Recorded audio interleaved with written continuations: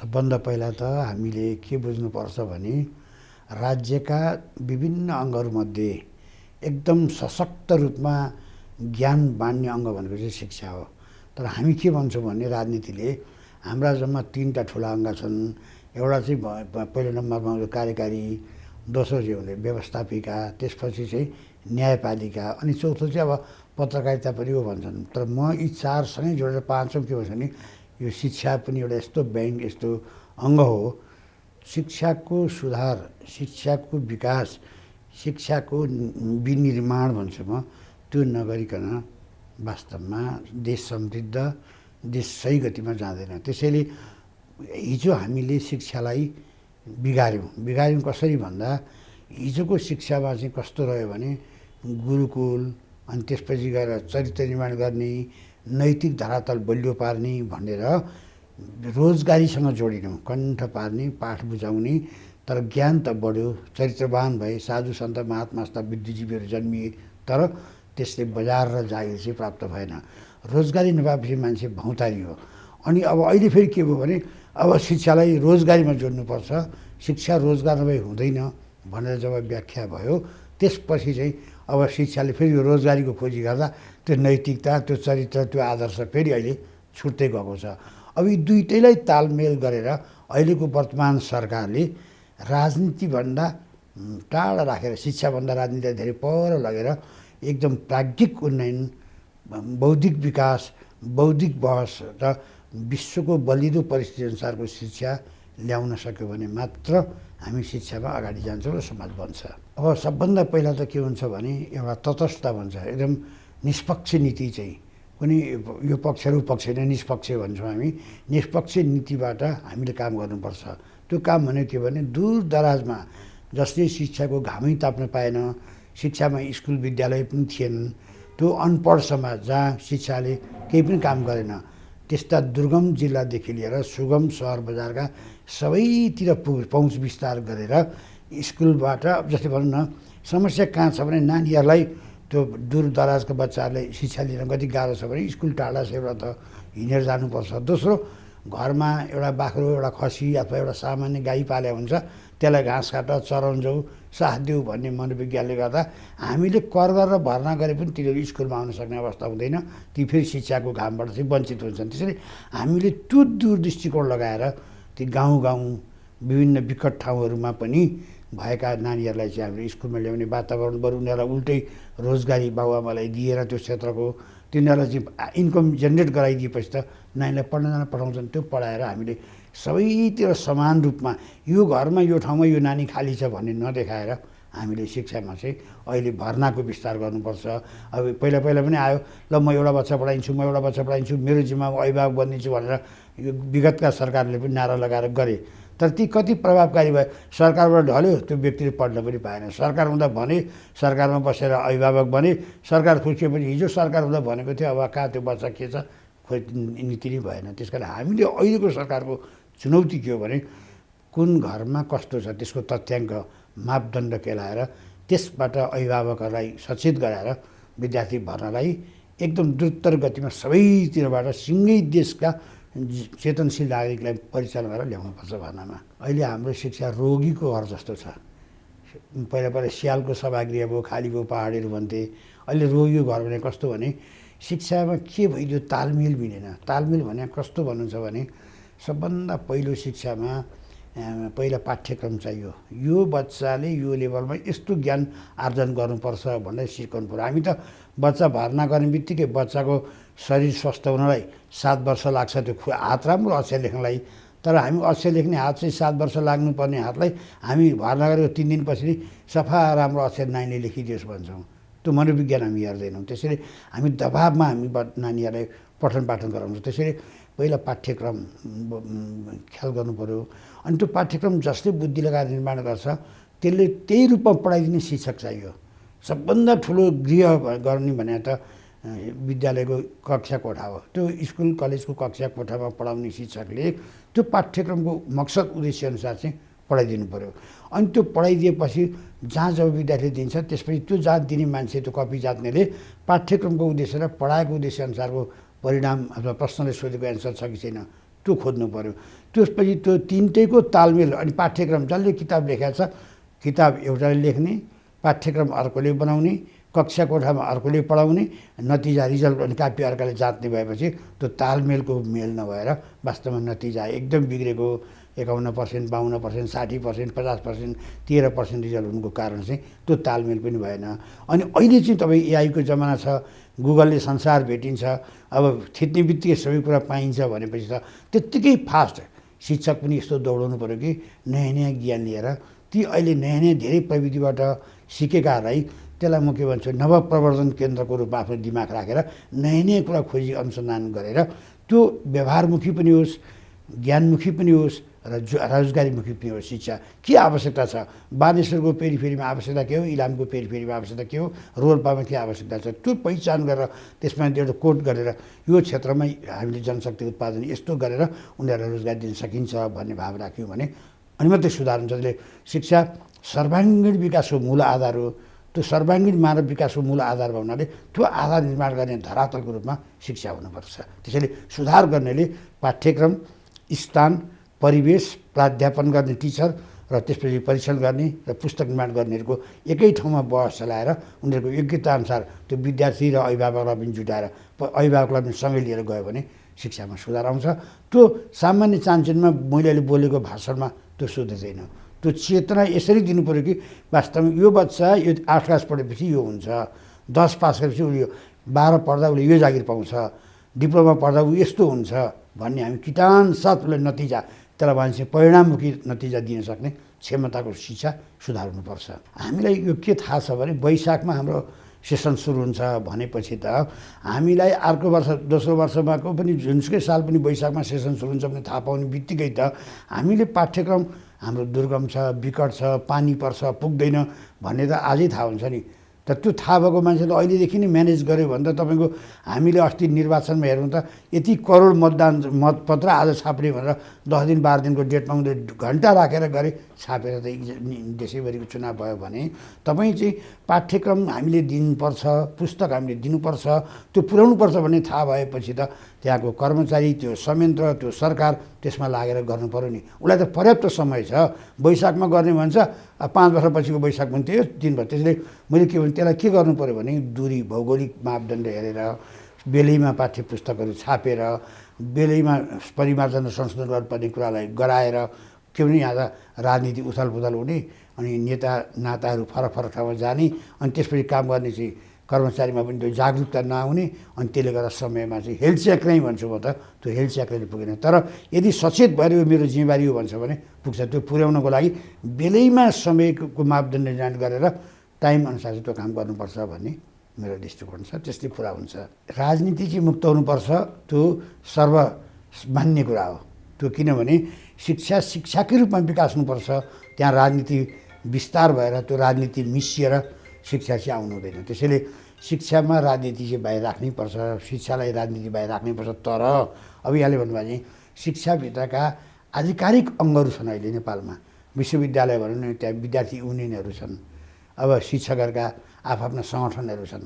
अब त्यसमा म के भन्छु भने एउटा राष्ट्रिय अब संविधानले नै हाम्रो चाहिँ आफ्नो विचारहरू राख्न पाउने चिजहरू दिएको हुनाले त्यो विचारहरू चाहिँ प्रवाह गर्ने संस्थाहरूको लागि त हामीले संविधानलाई पनि हेर्नुपर्ने हुन्छ। तर जस्तै प्राध्यापक सङ्घ भनेर एउटा राख्यो भने त्यो अरू अब फेरि अब नेपाल काङ्ग्रेसको प्रजातान्त्रिक समूह, अब कम्युनिस्टको प्रगतिशील समूह भनेर त्यही छुट्टा छुट्टै समूहहरू त नराखे पनि हुन्छ, किनभने त्यही एउटा सङ्गठन भइहाल्छ नि।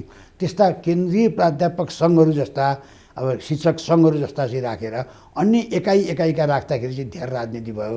यो त फलानु काङ्ग्रेसको, त फलानु कम्युनिस्टको, त फलानु पञ्चायतको, त फलानु दलको, राष्ट्रपाको भनेर छुट्याउने विभेदीकरण नगरेर एउटै सङ्गठन राख्यो भने त्यो संस्था पनि स्वस्थ हुने, प्रतिस्पर्धा पनि हुने, चेतना पनि बढ्ने भन्ने सोच आएको छ। तर अब कानुनी साङ्गो मिलाउने कुरा एकतिर होला, तर जुनसुकै पदमा बसे पनि आफ्नो स्कुल कम्पाउन्डतिर छिरेपछि ऊ कसैको झोले वा झोला बोकेर दायाँ बायाँ लागेर पद पुस्ताको लागि, स्वार्थको लागि म यो पद पाउँछु भन्ने लोभ मोहमा नलागेर नितान्त म एउटा शिक्षक हुँ, मेरो पछाडि भविष्यमा थुप्रो विद्यार्थी छन्, म एउटा कुशल प्राध्यापन गरेर यी विद्यार्थीको मनमा मैले बस्नुपर्छ भनेर कुशल शिक्षकको रूपमा, आदर्श शिक्षकको रूपमा, चरित्रवान शिक्षकको रूपमा जन्मिने वातावरण सरकारले बनाउनुपर्छ। त्यसैले त्यसलाई संविधानभित्र नमिलेको छैन, मिलाउनु पर्यो। सर्वदलीय सहमतिको फेरि एक्लैले पेलेर हुँदैन। सबैको कुरा त आखिर शिक्षालाई राम्रो गर्ने हो भने त ती सबै ठाउँमा नै पऱ्यो नि। यसले यो ठाउँमा विकृति ल्याछ भन्ने कुरा पहिचान गरेपछि त दिनु पऱ्यो नि। तपाईँलाई मापदण्ड गर्ने, योग्यताको आधारमा मान्छे नियुक्ति गर्ने, जो क्षमता भन्छ त्यसले सक्छ, त्यसले गर्छ। त्यसले त्यो क्षमतालाई प्रोत्साहन दिएर अगाडि बढाउनुपर्छ जस्तो लाग्छ मलाई। त्यसले मात्रै यो निकास दिन्छ, बाटो निकाल्छ। अन्यथा तपाईँ फेरि हामी घुमरीमा एउटाले खारेज गर्नु खोज्छ, अर्काले हडताल बन्द गर्छ, फेरि 15 दिन बन्द, 16 दिन बन्दको आह्वान आउँछ। त्यो भएन। त्यस कारण बाहिर राजनीति गरे पनि त्यो मन्दिरभित्र चाहिँ शिक्षाको मन्दिर यस्तो पवित्र बनाउनु पऱ्यो कि हामी सबैको एउटै कर्तव्य र दायित्व भनेर जानुपर्छ। कस्तो समस्या भयो भने म हुँदाखेरि सबै ठिक, मभन्दा बाहिर अर्को मान्छे आयो भने सबै बेठिक भन्ने हाम्रो समाजको मान्यता रह्यो कि त्यही आफू बस्दा सबै ठिक, अर्को अनुभूति बेठिक भन्ने जुन त्योबाट पहिला हामी मुक्ति हुनु पऱ्यो, हामी माथि उठ्नु पऱ्यो, त्यो आफ्नो स्तर उकास्नु पऱ्यो। यो देश सबभन्दा ठुलो, यहाँ पढ्ने विद्यार्थी, पढ्ने समाज अथवा यहाँको अभिभावकहरू, यहाँको राज्य संयन्त्र ठुला चिजहरू हुन्। त्यसमा सबै जे बनेका छन् नागरिकको हकितको लागि बनेका छन्। नागरिककै हकितको लागि बनेपछि त संविधान पनि नागरिककै हितको लागि हो, राज्यकै लागि हो। यो सङ्घ संस्था राज्यका सबै राज्यको नाममा जनता भुइँ मान्छेको उद्धार गर्छु भन्ने नारा चाहिँ, तर भुइँ मान्छे पुग्ने ठाउँमा चाहिँ कोही पनि नपुग्ने, उही टिपिएकै मान्छे पुग्ने भएको हुनाले मैले यहाँलाई के भन्छु भने आफूले नै पहिला मान्छेको मनस्थिति एकदमै सकारात्मक पोजिटिभ एटिच्युड राख्नु पऱ्यो। वास्तवमा हामीले म हुनु र त्यो हुनुमा केही फरक पर्दैन। मैले राम्रो गर्न सकिनँ, उहाँले राम्रो गर्छ भने ठिक छ नि, राम्रोलाई मैले सम्मान गर्छु भनेर राम्रो गर्नलाई प्रोत्साहन दियो भने यो कुनै पनि चिज अप्ठ्यारो छैन। यदि हामी भाँजो हाल्ने, फेरि भोलि हामी सरकारमा जाने, यसलाई कसरी हुन्छ लडाउने भन्नेतिर हामीले चाहिँ एकअर्कामा खेल खेल्यौँ भने त फेरि हामी जस्तो हिजो 35 वर्ष अगाडि थियौँ फेरि त्यही अवस्थामा पुग्छौँ। त्यसैले म के भन्छु भने हाम्रो भिजन, सोच यस्तो सकारात्मक बरु, यस्तो दूरदृष्टि भयो, हामी त बिग्रियो भोलिको पुस्तालाई चाहिँ सुन्दर नेपाल बनाएर जाउँ भन्ने भाव राख्यो भने तपाईँले भने यी सबै परिवर्तन एकपछि अर्को सर्वदलीय सहमतिमा छलफल बहसबाटै टुङ्गिनुपर्छ भन्ने मेरो मान्यता हो। आफूले दल नराख्ने, आफू चाहिँ निष्पक्ष भयो भने त्यो हुनसक्छ। आफू चाहिँ चुरोट खाने अनि छोराछोरीले चुरोट नखा भन्ने चाहिँ भएन।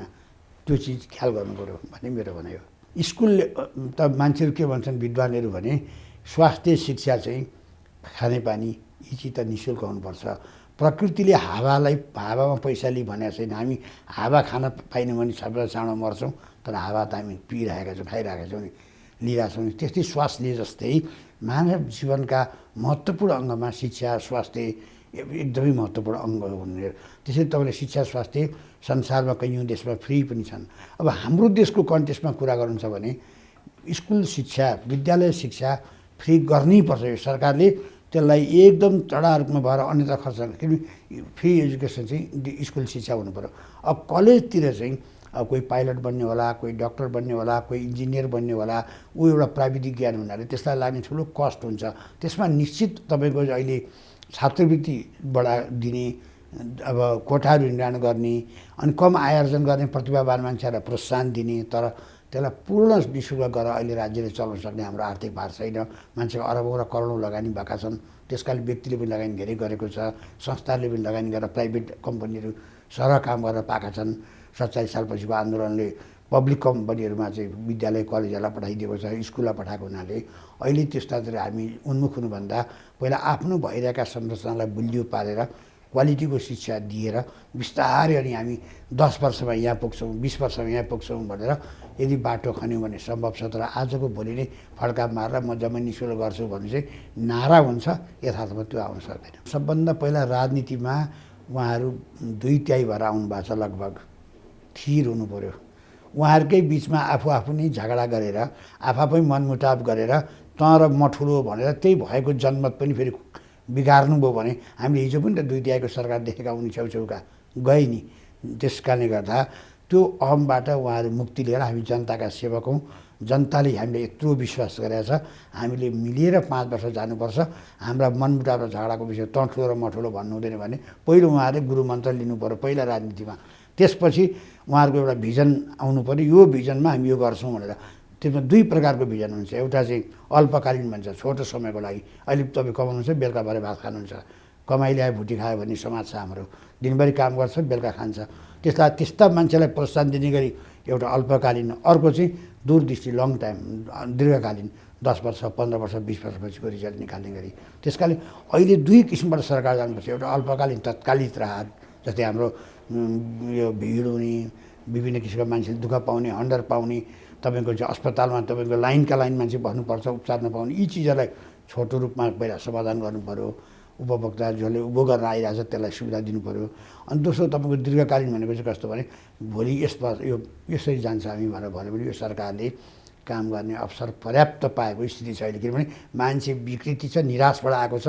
त्यो निराशबाट यत्रो मत पाएको छ। त्यस कारणले अब आशावादी मत ल्याउने सरकारले के गर्नु पऱ्यो भने मान्छेलाई समेटेर आग्रह पूर्वाग्रह नरहेर सिँगै नेपाललाई उत्थान गर्छु भनेर अगाडि बढ्ने प्रतिबद्धता राख्यो भने वास्तव जनताले पनि साथ दिन्छ, सङ्घ सङ्गठनले पनि साथ दिन्छन्, राज्यले पनि वास्तवमा मौका गर्न देऊ न भन्ने छ। तर आफै फुट्ने, आफ्नै मान्छे फेरि राख्ने, आफ्नै मान्छेलाई प्रोत्साहन दिन थाल्यो भने फेरि अर्को विकृति नेपाल एउटा दुर्भाग्यको पहिरो जाने पहाड मुनितिरको बस्ती जस्तो हुन्छ। हामी त्राइ भरे बेलुका मर्ने कि भोलि बिहान मर्ने, पहिरो गइरहेछ, अँध्यारो छ, राति छ, बाढी छ।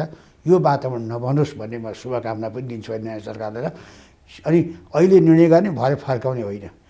शिक्षामा होस्, स्वास्थ्यमा होस्, जहाँ जुनसुकै निर्णय गर्दा पनि विचार गरेर छलफल गरेर ठ्याक्क कलम लिएर बस्दाखेरि पहिला सम्झनुपर्छ त्यो हुम्लाको मनाङदेखि मोरङसम्म, रसुवादेखि रक्सुलसम्म, कालीदेखि मेचीसम्मका ती सबै भूगोललाई ठक्क राखेर वास्तवमा यो चिज मैले गर्दा यो ठाउँमा यो असर पर्छ भनेर विज्ञहरूको राय परामर्श लिएर पटक पटक छलफल गरेर निष्कर्षमा पुर्याएर हामीले सुन्दर समाजको परिकल्पना गऱ्यौँ भने प्रकृतिलाई हामीले छोडेर बाहिर जान सक्दैनौँ। आकृति र प्रकृतिको मेल भन्छु मैले साहित्यिक भाषामा। त्यो देखिएको प्रकृति हाम्रो अनौठ छ, त्यसको र हाम्रो आकृतिको बिचमा मेल भएर चिरिएर बिचमा जोडिएर चाहिँ जाने समाज, तोडेर होइन। हाम्रो भौगोलिक, सामाजिक, राजनीतिक, आर्थिक, सांस्कृतिक सबै बहुआयामिक पाटाहरूलाई जोडेर अगाडि बढ्यो भने त्यो साह्रै महत्त्वपूर्ण र सुन्दर हुन्छ। त्यसैले म के भन्छु भने तपाईँलाई एउटा निष्कर्षमा के भन्छु भने सबै हाम्रो अभिभावक भनेको अहिले सरकार हो, उस अन्तर्गतका अङ्गहरू हुन्, सबै मन्त्रालय, अब व्यवस्थापन सबै पक्ष, ती सबैले नसक्नेले मैले सकिनँ, म जान्दिनँ, मेरो बुद्धिले पुग्दैन भन्नु पऱ्यो। पुग्नेले बुद्धि पुर्याएर छलफल विचार विमर्श गरेर सबैले गऱ्यो भने नेपाल जति सुन्दर विश्वमै नभएको देश हो। हामीलाई सबै यहीँ पूर्ण छ, प्रकृति छ, खोला वातावरण छ। त्यस कारण त्यो हामीले चाहिँ वास्तवमा त्यसलाई बचाएर यो नेपाललाई समृद्ध गर्नलाई समय लाग्दैन, एकदमै गर्न सकिन्छ। तर एक मुष्ट एक भएर जानु पऱ्यो र त्यसको लागि सबभन्दा पहिला शिक्षामा एकदम वृद्धि हुनु पऱ्यो। अनि अहिले तपाईँ कुरा उठाउनु भएको थियो, अब विज्ञान र प्रविधि यति माथि गइसक्यो कि हामी किताबी किरो होइन, अब त पेपरलेस जमाना आइसकेको हुनाले विज्ञान र प्रविधिको उन्नतिमा नवप्रवर्धन केन्द्रलाई प्रोत्साहन दिएर अगाडि बढ्यो भने नेपाल चाँडै बन्छ। शिक्षाको यो रोगीको घर भत्केर सुन्दर पनि बन्छ र जम्मै घाम पढ्नै नपाएका मान्छेले पनि पढ्न पाउँछन्, चेतनाको विस्तार हुन्छ र हामी सुखी हुन्छौँ। र विदेश जाने जुन लहरको छ त्यो फर्केर यही काम गर्ने, श्रम गर्न सक्ने, ती श्रम यो हाम्रो हत्केलाको रेखा आफैले कोरेर मस्तिष्क चलाएर काम गर्न पाउँछौँ। त्यसको लागि सबभन्दा पहिलो प्राथमिकता शिक्षालाई, स्वास्थ्यलाई राखेर अगाडि बढ्नुपर्छ भन्ने म सबैलाई सुझाव दिन्छु। र ज्ञान आफआफ्नो ठाउँमा छन्, बुद्धि आफआफ्नो हुन्छ, तर त्यसलाई राखेर म व्यक्तिगत स्वार्थभन्दा पनि म राष्ट्रको स्वार्थमा समर्पित छु भनेर हिँड्यो भने बन्छ भन्ने मलाई लाग्छ। सबभन्दा पहिला त हामीले के बुझ्नुपर्छ भने राज्यका विभिन्न अङ्गहरूमध्ये एकदम सशक्त रूपमा ज्ञान बाँड्ने अङ्ग भनेको चाहिँ शिक्षा हो।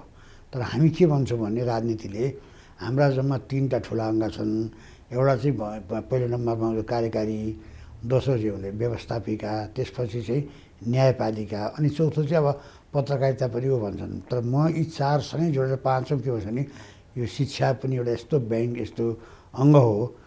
शिक्षाको सुधार, शिक्षाको विकास, शिक्षाको विनिर्माण भन्छु म, त्यो नगरिकन वास्तवमा देश समृद्ध, देश सही गतिमा जाँदैन। त्यसैले हिजो हामीले शिक्षालाई बिगाऱ्यौँ कसरी भन्दा हिजोको शिक्षामा चाहिँ कस्तो रह्यो भने गुरुकुल, अनि त्यसपछि गएर चरित्र निर्माण गर्ने, नैतिक धरातल बलियो पार्ने भनेर रोजगारीसँग जोडिनौँ, कण्ठ पार्ने, पाठ बुझाउने, तर ज्ञान त बढ्यो, चरित्रवान भए, साधु सन्त महात्मास्ता बुद्धिजीवीहरू जन्मिए, तर त्यसले बजार र जागिर चाहिँ प्राप्त भएन। रोजगारी नपाएपछि मान्छे भौतारियो। अनि अब अहिले फेरि के भयो भने अब शिक्षालाई रोजगारीमा जोड्नुपर्छ, शिक्षा रोजगार नभए हुँदैन भनेर जब व्याख्या भयो, त्यसपछि चाहिँ अब शिक्षाले फेरि यो रोजगारीको खोजी गर्दा त्यो नैतिकता, त्यो चरित्र, त्यो आदर्श फेरि अहिले छुट्दै गएको छ। अब यी दुइटैलाई तालमेल गरेर अहिलेको वर्तमान सरकारले राजनीतिभन्दा टाढा राखेर, शिक्षाभन्दा राजनीतिलाई धेरै पर लगेर एकदम प्राज्ञिक उन्नयन, बौद्धिक विकास, बौद्धिक बहस र विश्वको बलिदो परिस्थिति अनुसारको शिक्षा ल्याउन सक्यो भने मात्र हामी शिक्षामा अगाडि जान्छौँ र समाज बन्छ। अब सबभन्दा पहिला त के हुन्छ भने एउटा तटस्थ भन्छ, एकदम निष्पक्ष नीति चाहिँ, कुनै यो पक्ष र पक्ष नै निष्पक्ष भन्छौँ हामी। निष्पक्ष नीतिबाट हामीले काम गर्नुपर्छ।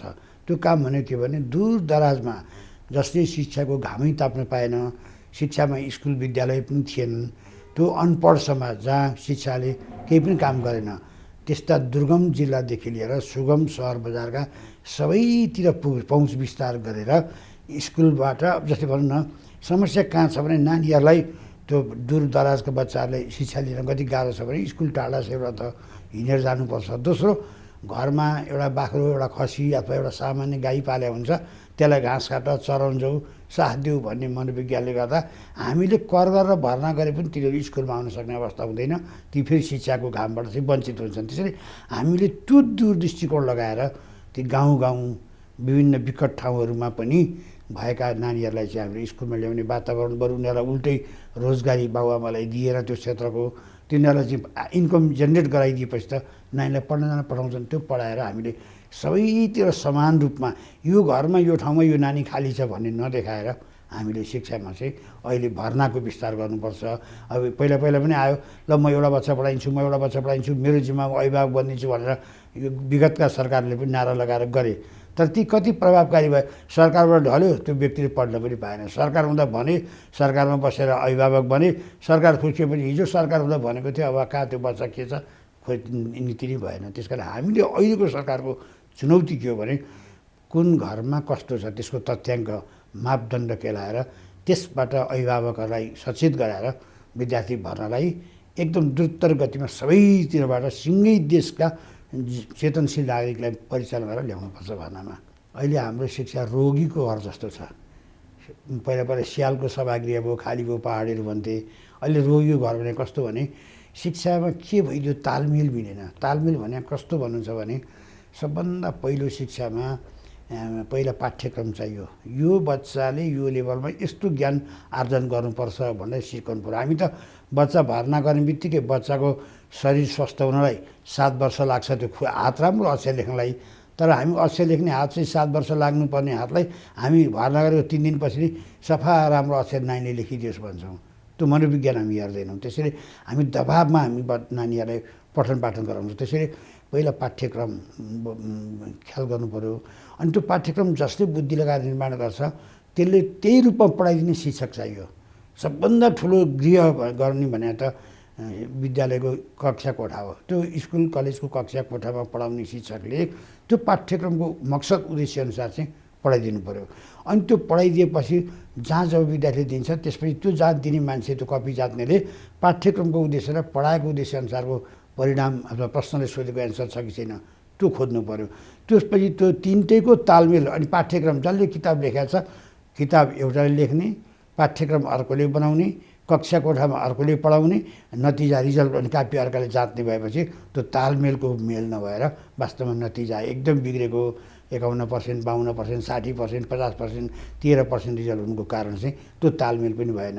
अनि अहिले चाहिँ तपाईँ एआईको जमाना छ, गुगलले संसार भेटिन्छ, अब थिच्ने बित्तिकै सबै कुरा पाइन्छ भनेपछि त त्यत्तिकै फास्ट शिक्षक पनि यस्तो दौडाउनु पऱ्यो कि नयाँ नयाँ ज्ञान लिएर ती अहिले नयाँ नयाँ धेरै प्रविधिबाट सिकेकाहरूलाई त्यसलाई म के भन्छु नवप्रवर्धन केन्द्रको रूपमा आफ्नो दिमाग राखेर नयाँ नयाँ कुरा खोजी अनुसन्धान गरेर त्यो व्यवहारमुखी पनि होस्, ज्ञानमुखी पनि होस् र रोजगारीमुखी पनि होस्। शिक्षा के आवश्यकता छ, बानेश्वरको पेरिफेरीमा आवश्यकता के हो, इलामको पेरिफेरीमा आवश्यकता के हो, रोल्पामा के आवश्यकता छ, त्यो पहिचान गरेर त्यसमा एउटा कोड गरेर यो क्षेत्रमा हामीले जनशक्ति उत्पादन यस्तो गरेर उनीहरूलाई रोजगार दिन सकिन्छ भन्ने भाव राख्यौँ भने अनि मात्रै सुधार हुन्छ। त्यसले शिक्षा सर्वाङ्गीण विकासको मूल आधार हो।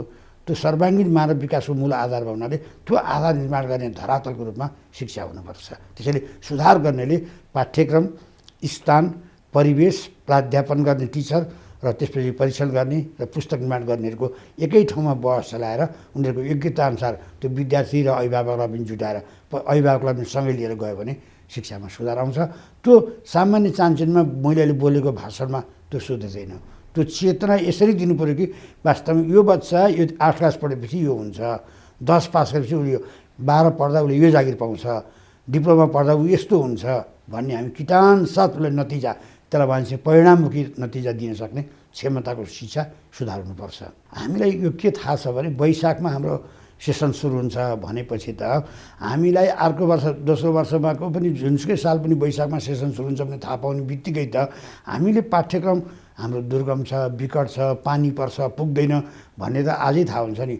त त्यो थाहा भएको मान्छेले अहिलेदेखि नै म्यानेज गर्यो भने त तपाईँको हामीले अस्ति निर्वाचनमा हेर्नु त यति करोड मतपत्र आज छाप्ने भनेर 10 दिन 12 दिनको डेटमा उनीहरूले घन्टा राखेर गरे छापेर त देशैभरिको चुनाव भयो भने तपाईँ चाहिँ पाठ्यक्रम हामीले दिनुपर्छ, पुस्तक हामीले दिनुपर्छ, त्यो पुर्याउनुपर्छ भन्ने थाहा भएपछि त त्यहाँको कर्मचारी, त्यो संयन्त्र, त्यो सरकार त्यसमा लागेर गर्नु पऱ्यो नि। उसलाई त पर्याप्त समय छ। वैशाखमा गर्ने भन्छ 5 वर्षपछिको वैशाख पनि त्यही दिन भयो। त्यसले मैले के भने त्यसलाई के गर्नु पऱ्यो भने दूरी भौगोलिक मापदण्ड हेरेर बेलैमा पाठ्य पुस्तकहरू छापेर बेलैमा परिमार्जन र संशोधन गर्नुपर्ने कुरालाई गराएर के भने यहाँ राजनीति उथलपुथल हुने अनि नेता नाताहरू फरक फरक ठाउँमा जाने अनि त्यसपछि काम गर्ने चाहिँ कर्मचारीमा पनि त्यो जागरुकता नआउने अनि त्यसले गर्दा समयमा चाहिँ हेल्थ चेक नै भन्छु म त त्यो हेल्थ चेकले पुगेन। तर यदि सचेत भएर यो मेरो जिम्मेवारी हो भन्छ भने पुग्छ। त्यो पुर्याउनको लागि बेलैमा समयको मापदण्ड निर्धारण गरेर टाइम अनुसार चाहिँ त्यो काम गर्नुपर्छ भन्ने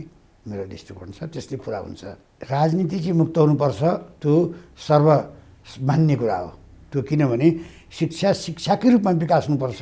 त्यहाँ राजनीति विस्तार भएर त्यो राजनीति मिसिएर शिक्षा चाहिँ आउनु हुँदैन। त्यसैले शिक्षामा राजनीति चाहिँ बाहिर राख्नै पर्छ, शिक्षालाई राजनीति बाहिर राख्नै पर्छ। तर अब यहाँले भन्नुभयो भने शिक्षाभित्रका आधिकारिक अङ्गहरू छन् अहिले नेपालमा। विश्वविद्यालय भनौँ न, त्यहाँ विद्यार्थी युनियनहरू छन्, अब शिक्षकहरूका आफ्ना सङ्गठनहरू छन्।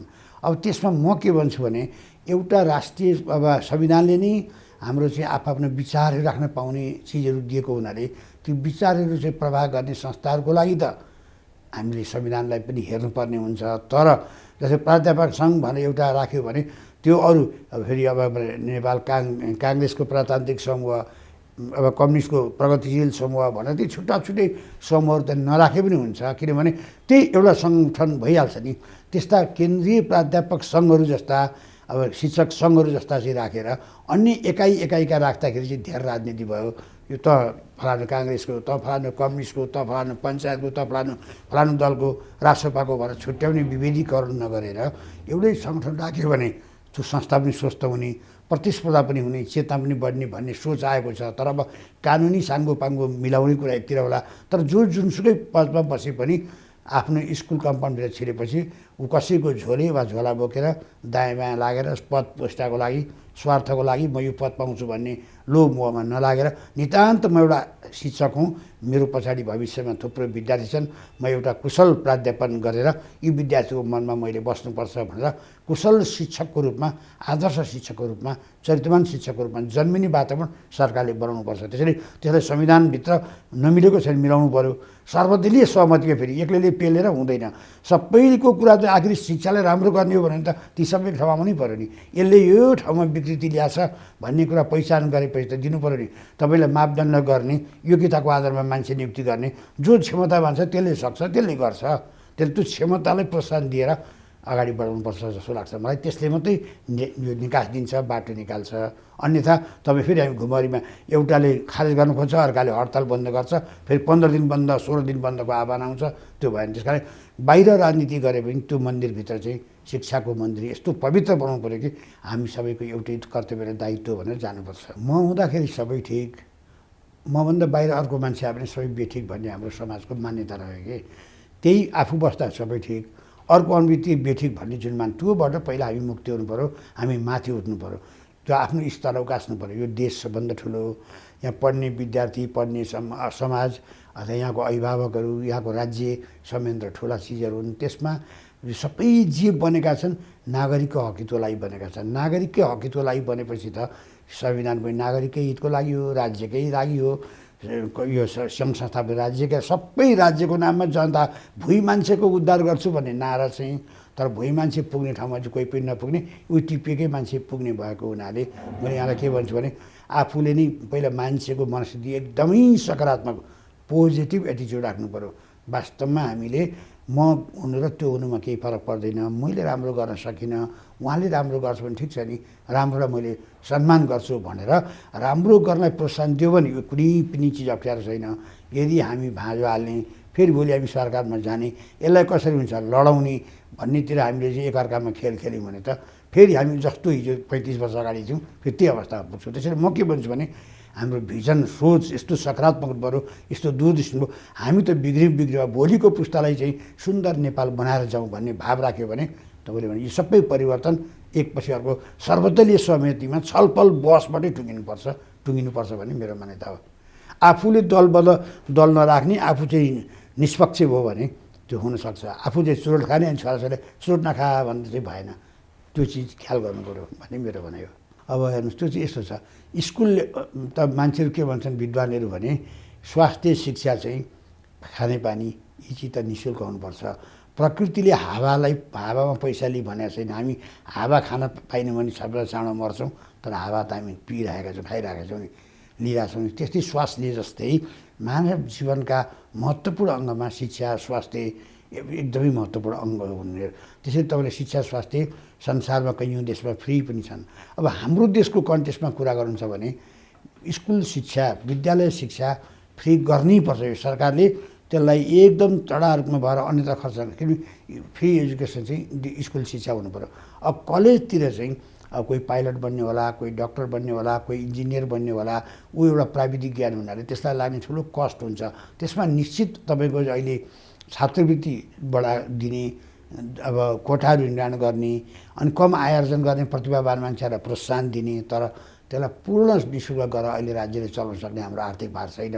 मान्छेको अरबौँ र करोडौँ लगानी भएका छन्। त्यसकारण व्यक्तिले पनि लगानी धेरै गरेको छ, संस्थाले पनि लगानी गरेर प्राइभेट कम्पनीहरू सरह काम गरेर पाएका छन्।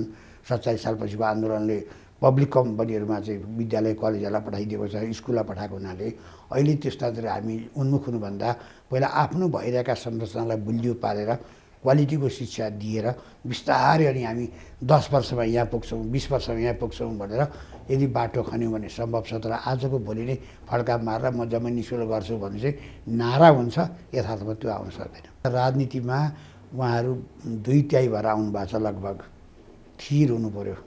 उहाँहरूकै बिचमा आफू नै झगडा गरेर आफै मनमुटाव गरेर तँ र म ठुलो भनेर त्यही भएको जनमत पनि फेरि बिगार्नुभयो भने हामीले हिजो पनि त 2/3 सरकार देखेका उनी छेउछेउका गए नि। त्यस कारणले गर्दा त्यो अहमबाट उहाँहरू मुक्ति लिएर हामी जनताका सेवक हौँ।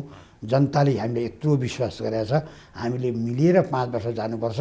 हाम्रा मनमुटाव र झगडाको विषय तँ ठुलो र म ठुलो भन्नु हुँदैन भने पहिलो उहाँहरूले गुरुमन्त्र लिनु पऱ्यो पहिला राजनीतिमा। त्यसपछि उहाँहरूको एउटा भिजन आउनु पऱ्यो, यो भिजनमा हामी यो गर्छौँ भनेर। त्यसमा 2 प्रकारको भिजन हुन्छ। एउटा चाहिँ अल्पकालीन भन्छ, छोटो समयको लागि। अहिले तपाईँ कमाउनुहुन्छ, बेलुका भएर भात खानुहुन्छ। कमाइ ल्यायो भुटी खायो भन्ने समाज छ हाम्रो। दिनभरि काम गर्छ, बेलुका खान्छ। त्यस्ता मान्छेलाई प्रोत्साहन दिने गरी एउटा अल्पकालीन, अर्को चाहिँ दूरदृष्टि लङ टाइम दीर्घकालीन 10 वर्ष 15 वर्ष 20 वर्षपछिको रिजल्ट निकाल्ने गरी। त्यसकाले अहिले 2 किसिमबाट सरकार जानुपर्छ। एउटा अल्पकालीन तत्कालिक राहत, जस्तै हाम्रो यो भिड हुने, विभिन्न किसिमका मान्छेले दुःख पाउने, हन्डर पाउने, तपाईँको चाहिँ अस्पतालमा तपाईँको लाइन मान्छे बस्नुपर्छ, उपचार नपाउने, यी चिजहरूलाई छोटो रूपमा पहिला समाधान गर्नु पऱ्यो। उपभोक्ता जसले उभो गरेर आइरहेछ त्यसलाई सुविधा दिनु पऱ्यो। अनि दोस्रो तपाईँको दीर्घकालीन भनेको चाहिँ कस्तो भने भोलि यसरी जान्छ हामी भनेर भन्यो भने यो सरकारले काम गर्ने अवसर पर्याप्त पाएको स्थिति छ अहिले। किनभने मान्छे विकृति छ, निराशबाट आएको छ।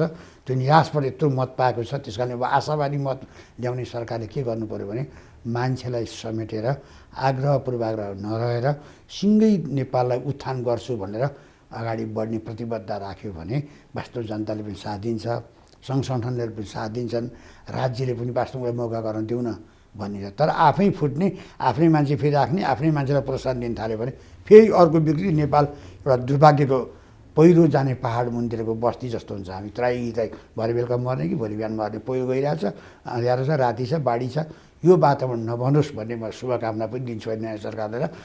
अनि अहिले निर्णय गर्ने भरे फर्काउने होइन। शिक्षामा होस्, स्वास्थ्यमा होस्, जहाँ जुनसुकै निर्णय गर्दा पनि विचार गरेर छलफल गरेर ठ्याक्क कलम लिएर बस्दाखेरि पहिला सम्झनुपर्छ त्यो हुम्लाको मनाङदेखि मोरङसम्म, रसुवादेखि रक्सुलसम्म, कालीदेखि मेचीसम्मका ती सबै भूगोललाई ठक्क राखेर वास्तवमा यो चिज मैले गर्दा यो ठाउँमा यो असर पर्छ भनेर विज्ञहरूको राय परामर्श लिएर पटक पटक छलफल गरेर निष्कर्षमा पुर्याएर हामीले सुन्दर समाजको परिकल्पना गऱ्यौँ भने प्रकृतिलाई हामीले छोडेर बाहिर जान सक्दैनौँ। आकृति र प्रकृतिको मेल भन्छु मैले साहित्यिक भाषामा। त्यो देखिएको प्रकृति हाम्रो अनौठ छ, त्यसको र हाम्रो आकृतिको बिचमा मेल भएर चिरिएर बिचमा जोडिएर चाहिँ जाने समाज, तोडेर होइन। हाम्रो भौगोलिक, सामाजिक, राजनीतिक, आर्थिक, सांस्कृतिक सबै बहुआयामिक पाटाहरूलाई जोडेर अगाडि बढ्यो भने त्यो साह्रै महत्त्वपूर्ण र सुन्दर हुन्छ। त्यसैले म के भन्छु भने तपाईँलाई एउटा निष्कर्षमा के भन्छु भने सबै हाम्रो अभिभावक भने अहिलेतिर सरकार हो, उस अन्तर्गतका अङ्गहरू हुन्, सबै मन्त्रालय, अब व्यवस्थापन सबै पक्ष, ती सबैले नसक्नेले मैले सकिनँ, म जान्दिनँ, मेरो बुद्धिले पुग्दैन भन्नु पऱ्यो। पुग्नेले बुद्धि पुर्याएर छलफल विचार विमर्श गरेर सबैले गऱ्यो भने नेपाल जति सुन्दर विश्वमै नभएको देश हो। हामीलाई सबै यहीँ पूर्ण छ, प्रकृति छ, खोला वातावरण छ। त्यस कारण त्यो हामीले चाहिँ वास्तवमा त्यसलाई बचाएर यो नेपाललाई समृद्ध गर्नलाई समय लाग्दैन, एकदमै गर्न सकिन्छ। तर एक पुष्ट एक भएर जानु पऱ्यो र त्यसको लागि सबभन्दा पहिला शिक्षामा एकदम वृद्धि हुनु पऱ्यो। अनि अहिले तपाईँ कुरा उठाउनु भएको थियो, अब विज्ञान र प्रविधि यति माथि गइसक्यो कि हामी किताबी किरो होइन, अब त पेपरलेस जमाना आइसकेको हुनाले विज्ञान र प्रविधिको उन्नतिमा नवप्रवर्धन केन्द्रलाई प्रोत्साहन दिएर अगाडि बढ्यो भने नेपाल चाँडै बन्छ। शिक्षाको यो रोगीको घर भत्केर सुन्दर पनि बन्छ र जम्मै घाम पढ्नै नपाएका मान्छेले पनि पढ्न पाउँछन्, चेतनाको विस्तार हुन्छ र हामी सुखी हुन्छौँ। र विदेश जाने जुन लहरको छ त्यो फर्केर यहीँ काम गर्ने, श्रम गर्न सक्ने, ती श्रम यो हाम्रो हत्केलाको रेखा आफैले कोरेर मस्तिष्क चलाएर काम गर्न पाउँछौँ। त्यसको लागि सबभन्दा पहिलो प्राथमिकता शिक्षालाई, स्वास्थ्यलाई राखेर अगाडि बढ्नुपर्छ भन्ने म सबैलाई सुझाव दिन्छु। र ज्ञान आफआफ्नो ठाउँमा छन्, बुद्धि आफआफ्नो हुन्छ, तर त्यसलाई राखेर म व्यक्तिगत स्वार्थभन्दा पनि म राष्ट्रको स्वार्थमा समर्पित छु भनेर हिँड्यो भने बन्छ भन्ने मलाई लाग्दछ।